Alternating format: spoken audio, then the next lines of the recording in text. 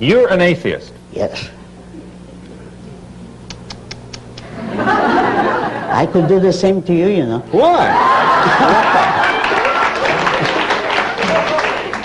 Since you're the host, I won't say it, but in other circumstances, I would say I don't approve of religion. I recognize your right to it. But You don't approve of religion because?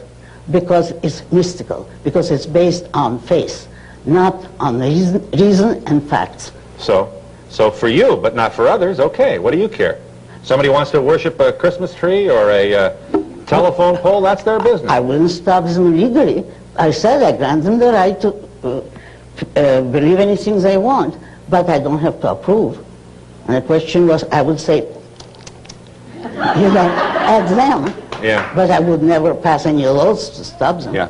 You've got to allow that you're not smart enough to know whether or not there's a God. Yes, I am, and everybody here is. Is what? Smart enough. That doesn't take much intelligence. You know why? Why? Because you're not called upon, I cannot be called upon to know a negative or to prove a negative. If there is a God and you prove it, that's fine.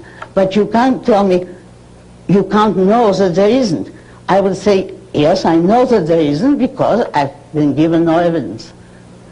Well, but the fact that you've been given no evidence may mean you just haven't been in the right place at the right time. Well, I mean, it may mean that. no. No. It could mean that about somebody else, but not about me. Right.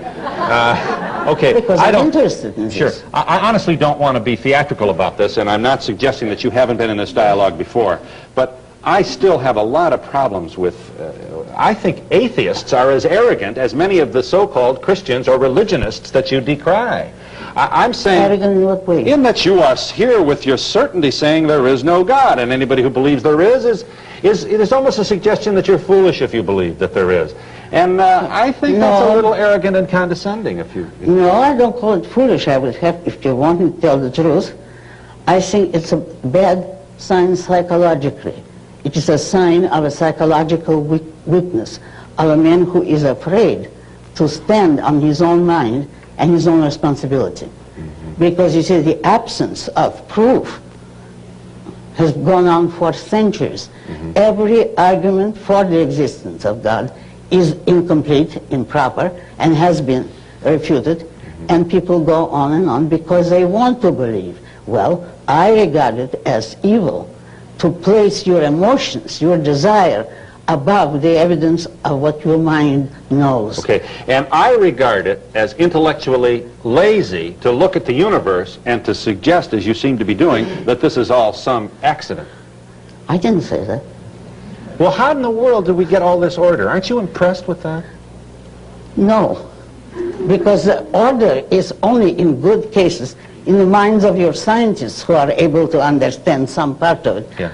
But there isn't an artificial order in the universe, and it's not chance. What would be the alternative? Nature. That the universe, and remember, the universe is everything that exists, has always been here. Because you cannot discuss or know anything about what was here before anything existed. A zero The question's doesn't absurd. exist. The question is absurd. That's what was right. here before there was something here? Exactly. If there was something here before there was something here, then there was Right. something there already. Exactly. And then we have to ask what was there first. That's right. All right. So all But I'm wait a asking, moment. Miss Rand, is...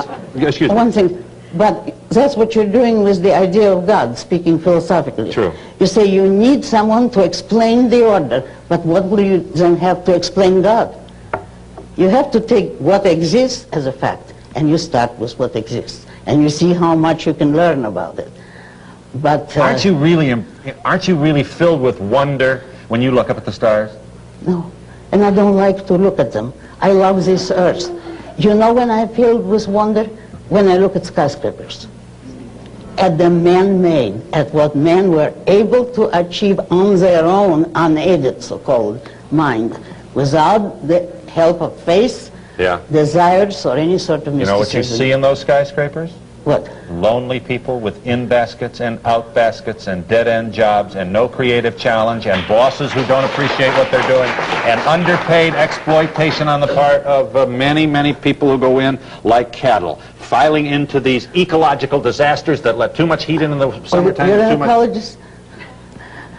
All right, let me ask you. Would any human being, even a basket case, be better off in Iran or in Soviet Russia? Oh, well, no, of course not, but maybe... But wait, but the people who made, what I see when I see the skyscrapers is the men who devised them. The Howard Dork in the Fountainhead. The people who had the ability to bring us that far away from primitive jungles. Now that's the achievement. And observe, in this country, the poorest, most handicapped person is better off than a fully abled man almost everywhere else in the world.